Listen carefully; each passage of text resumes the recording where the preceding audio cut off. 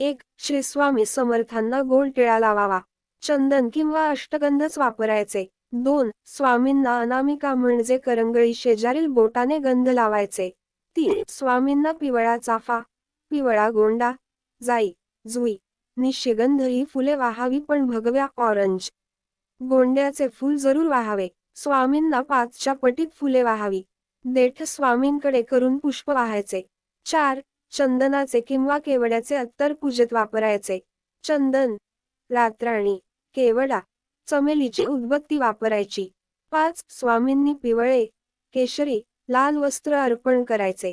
6. स्वामींना 2 किंवा 4 उदबत्त्या लावायच्या. धूपकांडी एकच लावायची. 7.